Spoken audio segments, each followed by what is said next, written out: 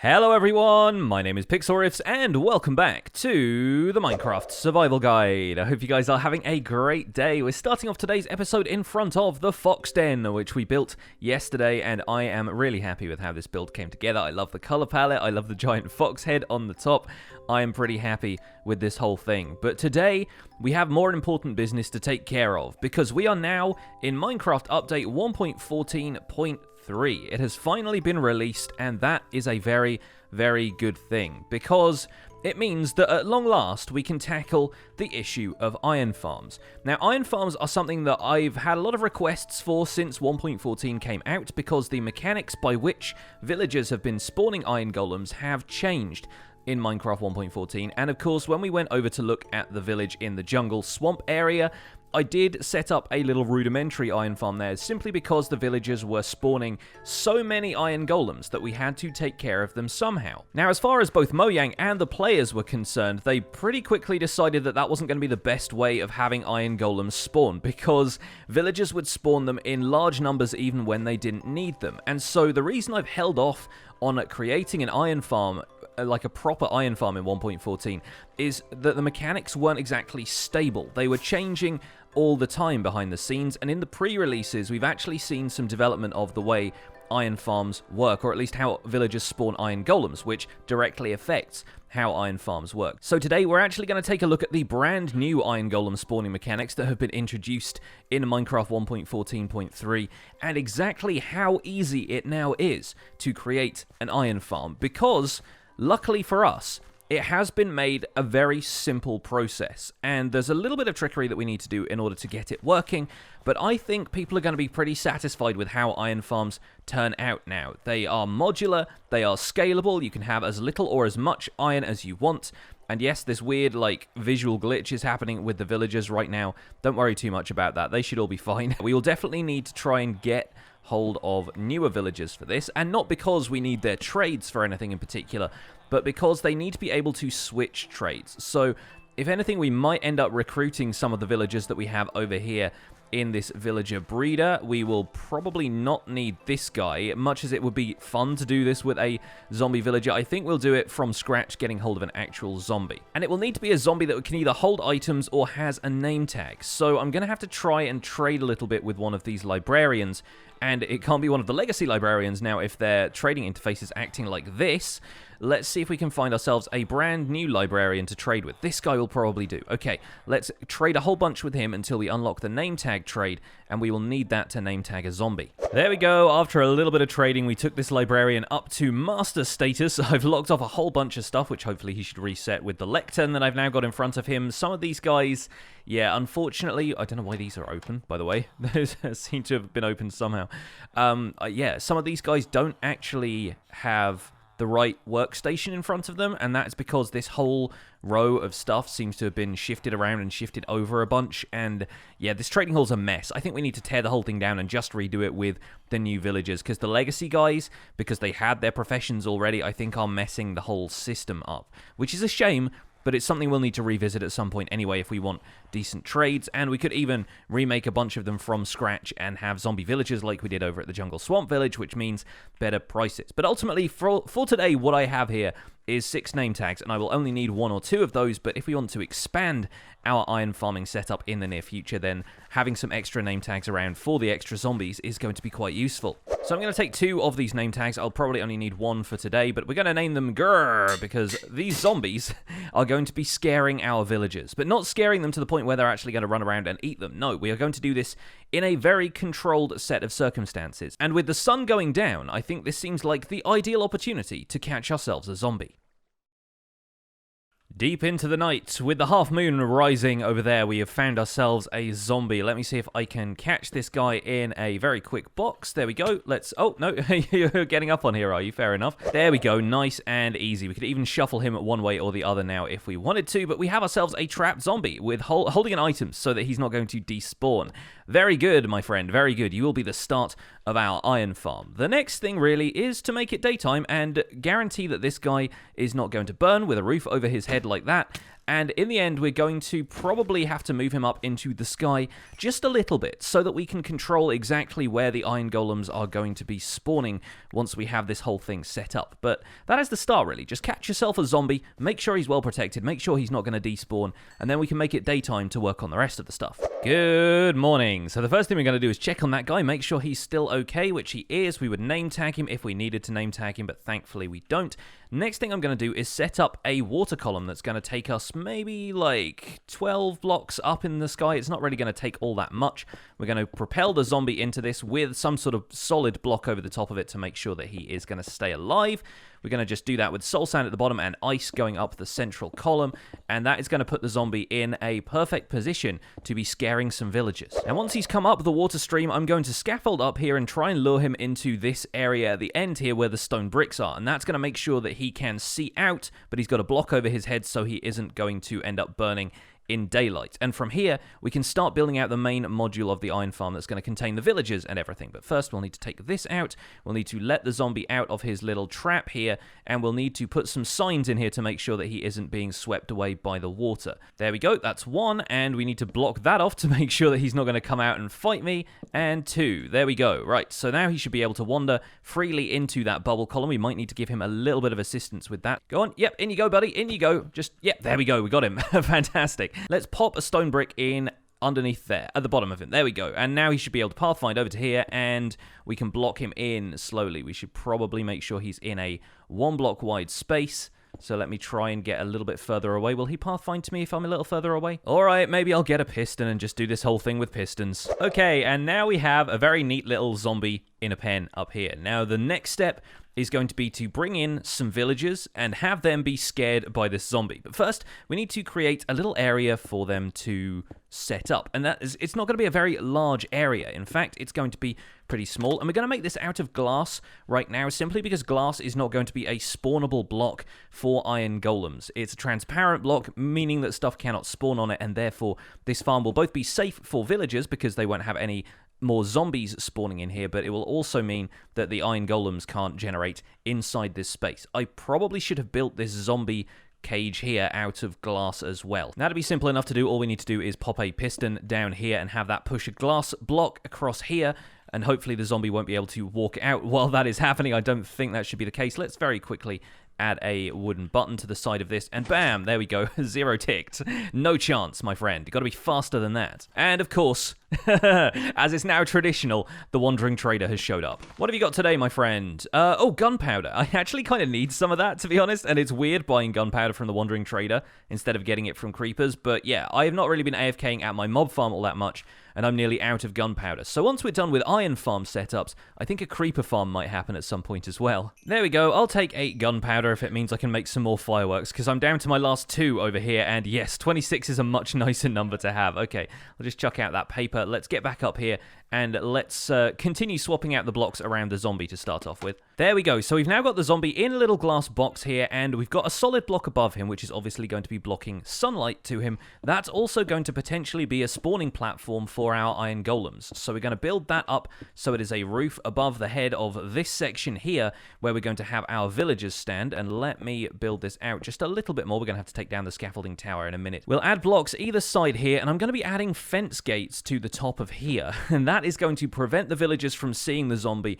while we do the setup for this farm, because they're going to need to claim beds and workstations while they're up here, and I'll need to go and make a couple of workstations in a minute. I'm going to be doing this with composters, but I think basically any village workstation would work at this point. It all depends what you've got room for. Now, in order for the villagers to feel at home, we need to have workstations and beds in this module, so we're going to be placing 3 beds here, and hopefully those are far enough away from the villager breeder that it shouldn't activate, but I think they might end up noticing these beds in a minute, so we might have to do something about that. But what we will need is 3 villagers running around in this space, and then we will have some workstations on this side basically blocking them in. So let me go and get myself some workstations, and then we can get ourselves some villagers. Okay, and this is the setup pretty much complete. I'm ducked down underneath here so I can show you this in more detail, because there isn't a great deal of headroom once we set this whole thing up. But we need 3 beds for the villagers, we need 3 workstations so that they can work, and right now we're using 3 fence gates as a barrier. That's going to change, but for the start, we need to make sure that the villagers have slept and worked before they can produce iron golems. It normally takes about a full Minecraft day for them to kind of get the hang of this setup. So you're going to need to babysit the farm for maybe the first 20 minutes or so, and after that we're going to change some of this up so that it should be fairly straightforward for it to run automatically after that. But I'm going to hop out of here. I'm going to find myself a bed to sleep in other than one of these, and we're probably going to make another water column just to get the villagers up there in the first place. And once they're in there, hopefully that should work out for the foreseeable future. There we go. Now we've got a bubble column heading up to this little module in the sky. We have a water source at the top there that is not only going to bring the villagers up there, but hopefully will move them over into that spot so that we can close off the bubble column and make sure that they don't get out of this whole setup to begin with. That should be the worst of it over. Now we've got to move the villagers. And the problem with that is I don't want the wandering trader getting in here by mistake because we don't really want that to happen. He's not going to be part of this whole setup, and he is just going to despawn eventually anyway, so I guess it wouldn't really matter that much if he got up there. But for the meantime, I'm going to bring over my villagers that are in boats over here at my trading hall. Or maybe, actually, we could take a couple from the villager breeder, because these guys should be just blank canvas villagers right now. And they all seem to be gathered around here right now. I wonder if we can place a boat and swipe one of them through the wall. We can. Amazing. All right. And, oh, it looks like we got two of them. Well, if that's the case, we're probably going to have to break that boat very, very carefully and have them run into a couple of boats down here. Let's maybe cover up the magma blocks as well, because I don't really want them to take any damage right now. Trap you in a boat, and, oh, God, he's run off. He's run off towards the other composters. He wants to work so badly. Yes. Okay, we got him. Gosh, these guys are a pain. All right, let's try and move him up and down with a piston a little bit here. Let's row him back onto this spot. You really want one villager per time in a boat so that you can control it. So yeah, that's going to be a bit of a problem, but shouldn't be anything that we can't deal with. There we go. Oh, quick timing. Quick timing with the pistons there. And this is precisely what I didn't want to happen. The wandering trader has just got in a boat with one of my villagers. And you know what? One of his llamas has got in the other boat. And my llama boat over there is just incredibly confused about what on earth's going on over here. Well, hopefully the trader and at least one of these llamas should despawn. The other one I'm not so sure about, but the idea here is that we're going to be putting these villagers inside a box here so that they will naturally wander into this water column, or we'll just give them a helping hand if we need to. We're not going to hit these guys if we possibly can avoid it, but we'll probably end up just using water streams or something to nudge them towards it, maybe a piston to go the rest of the way. In the meantime, while we're waiting for the wandering trader to disappear, I can at least come over here and get our third and final villager out of the breeder. Hopefully we don't pick up two this time, but, you know, we could always leave one out here if we needed to. Yep. I called it. The llama is in the system. The llama is in the system. And now the wandering trader seems to be up there as well. So basically everybody aside from the villager I was trying to move up there, huh? I guess so. I guess so. All right, I can probably now nudge you into the system, and hopefully the trader and his llama is just going to despawn anyway, so that looks like they're up there. At least that's a solid test that the system is actually working. Actually, let's see if we can use a lead on the llama. Yes, we can. Perfect. All right, we'll get him away. He's trying to pathfind to the wandering trader, but let's at least get him away from the villager that we want to move into the system. There we go. We can get him out of the boat. We can get this guy in here, and then he shouldn't be harassed by the llama any longer. Couple of quick taps to the boat to get him out of here, and we should be able to encourage him to go into the system. Just a couple of quick nudges, and we have 3 villagers up in our iron farm. In fact, thinking about it, the wandering trader is still active during the night. He is still up there, just invisible, and he's not going to get into beds the same way the villagers do. So, while the villagers are still roaming around, it might be a good idea to try and let the trader out of here so that we don't have to just wait around for him to despawn. Let's give that a try. Let's break this glass block here and see if we can at least give him a nudge out of the area, because I can see where he is thanks to the invisibility particles. Let's drop the llama out of here at least. Is he in? Okay, as long as we don't knock the villagers out of bed, that's the only other problem. Nope, there we go. Looks like he fell. Great. Perfect. Okay. And now, thankfully, I've got some ender pearls on me so I can get out of here nice and quickly. And of course, the trader is still wandering around here, attempting to trade with me, even though he's invisible. No, mate. I don't want any. Okay, morning has come and we have a small disaster on our hands because what I've done, stupidly, really, is left a couple of glass blocks on either side there that the villagers could get out onto once they left their beds. The idea is that they need to end up over there. So, yeah, this is probably an important lesson. Make sure that you clear out all of the glass blocks the villagers could potentially end up on. Now, I think we should be able to resolve this hopefully without anybody falling off of any ledges, yeah? Aside from me, I guess, but I'm used to it by now. So, what we want to do is make sure that oh gosh, one of them has... Oh, he's gotten out onto the ledge over there. Okay, that's not too bad. We can take out these blocks. This villager should hopefully pathfind around. We can maybe encourage him with a water source here. Let's place that down there. Okay, and those guys are going to go around the corner. Perfect. And then we should be able to keep them over there while we take out this and move the glass in. Great. Okay, we can probably do that on the other side as well, and that would be a major crisis averted. These blocks here along the side are going to be okay. It's okay that this stays open because we're going to have stone brick blocks over the top of this for a platform where the iron golem is going to spawn eventually. But for right now, we kind of want to make sure that all of these blocks around here cannot be teleported to by villagers once they are off their beds. We need to make sure there's a roof over any of the blocks that are at this level, but aside from that and taking out the water column now, we should be fine. Okay, nighttime is here. I am going to very quickly check that the villagers don't end up popping out of their beds onto any blocks that they aren't supposed to, but this should all be working out. I'm not sure why this guy isn't sleeping. Maybe he thinks that one of the other beds is his, but that should be fine. At least one or two of the villagers should be able to sleep, and they have slept kind of recently. It seems like it'll be a little bit random the order in which they decide to go to bed, so that should not be a problem. Now, I can finally get around to explaining to you how this whole system works. Morning has come, and it looks like all three of our villagers are in the right place, although two of them seem to have merged into some kind of, like, weird entity.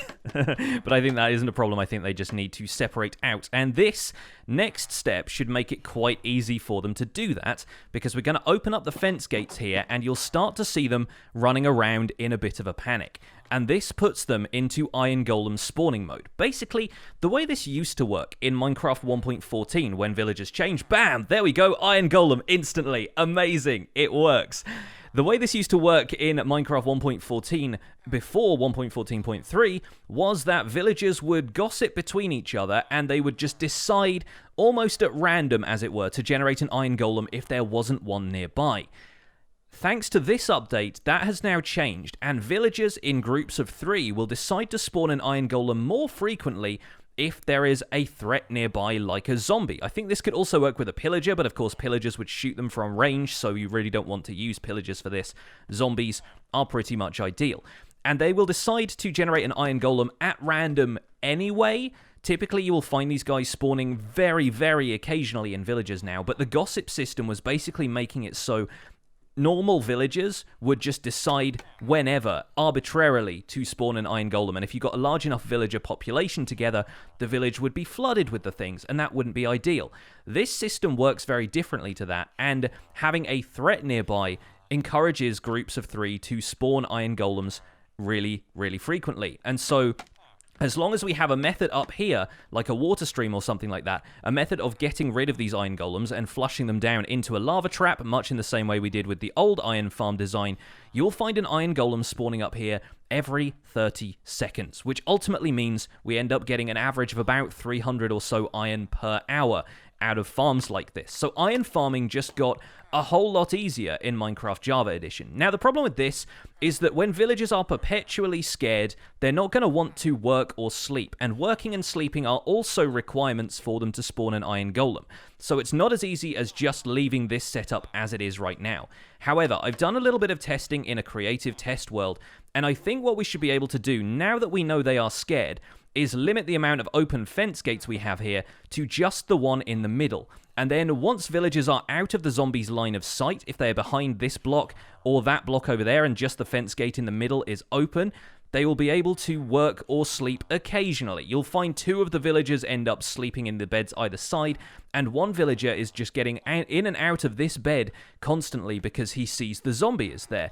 But that means that villagers can also spawn Iron Golems during the night instead of only during the work times of the day, which was another limitation of Iron Golem spawning in 1.14 before this update. So if we take this fence gate out here, just leave that one in the center there, the villagers should be in a state of panic most of the time, but should still have enough pause if they end up going into the corners here or here in order to work at the workstations and sleep in the beds. And hopefully that should lead to iron golems spawning pretty regularly.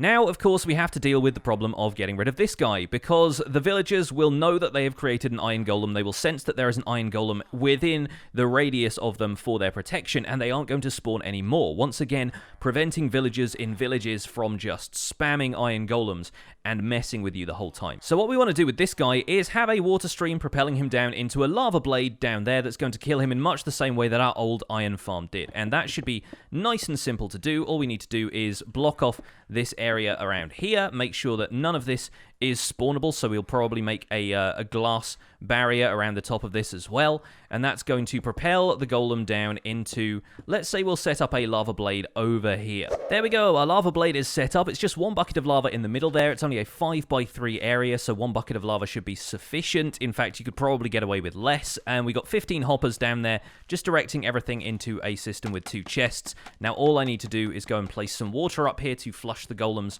off the platform as they spawn, and we should be good to go with a 1.14 iron farm at long last. Now let's place one bucket of water there. All we need to do is create some infinite water sources up here, and that's flushed the golem into the system already, and it should be burning in the lava. Now let's wait around and see how quickly another golem respawns up here on the platform, because it should not take these villagers long at all. And remember, golems will still spawn in water, so you should have no problem at all with them spawning in this area up here. It should take them no more than a minute at this stage to generate another golem. And of course, I made the silly decision of building this in an extreme hills biome, so we're above the elevation where snow starts to form and these water sources are turning into ice, kind of like they did in the other iron farm. But there you go, they've spawned another iron golem. He is currently, he's currently stuck in a block. Alright, well, we'll have to do something about that. Maybe if we change these out for transparent blocks. There we go, all he needed was a nudge. That was just an unfortunate fact of how he spawned exactly. So, yeah, maybe we will change out a couple of the blocks here to make sure that they are not spawnable. Like underneath the side of these stone platforms, for example. If we take out these blocks here, chances are he won't be able to spawn in any of those. Of course, as with previous iron golem spawning mechanics, you're probably going to find that villagers will have quite a wide radius around which they can spawn a golem, so you might want to widen out this platform if you have the resources to be able to. And let me say right now, you should go and follow some folks in the technical Minecraft community, people like Raiseworks, Ilmango, DocM77, basically anybody from the Psycraft server.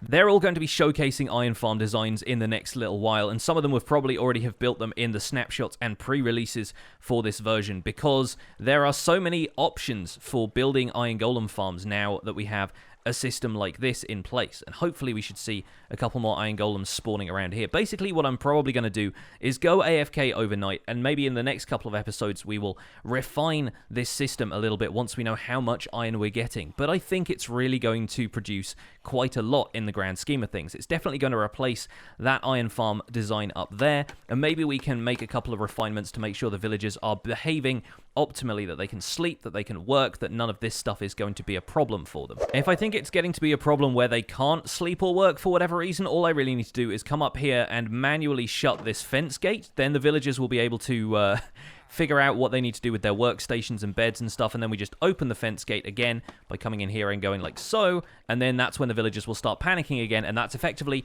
going to allow us to turn the iron farm on and off if we want to. It might even be possible to redstone power this fence gate and trigger it at certain times of day using a daylight detector or something like that if we wanted the villagers to be able to sleep or able to work at certain times. But right now, I think they should be doing a bit of everything. And so, of course, I can make a few other recommendations about what to do with these iron golem farms. For a start, this design is a little module that you can rebuild basically anywhere. You could build it in the nether if you wanted to. You could build it in the end if you wanted to. Villager routines are the same everywhere, so it really doesn't limit where you can farm iron in the way that maybe other farms were limited. Next up, you could build lots of these modules in sequence as long as you had a reasonable amount of distance between them, and that could allow you to spawn a ton of iron golems at once. As long as villagers in one module weren't getting scared by a zombie from the next module over or something like that, then you could find these things very, very productive just by building a large number of these modules in a pattern, sort of 8 or 10 blocks between them or something like that. I'm not sure of the exact maths involved here, but it should be relatively easy to do. And as you can see, these golems are spawning quite frequently now, which is perfect. One other thing to note is that this area right here is not in my spawn chunks like the original iron golem farm was up there. So this temporary setup that we have here, I'll probably leave this one standing, but we're probably going to need to make a whole bunch of them if we want an iron golem farm that is running around the clock and is running 100% of the time. Now, that has given us 24 iron already, which has already gone some way to recouping the cost of some of the hoppers that I've used in here. And we could also filter out the poppies if we wanted to turn them into bone meal using a composter. That would be a very easy thing to do. Just add a hopper on the underside of this with a composter, and it'll automatically filter out any of the items it can put in the composter, like the flowers. And one last thing to consider is the fact that all of my hoppers should be facing the right way, because this one has 12 iron in it that I didn't even know existed.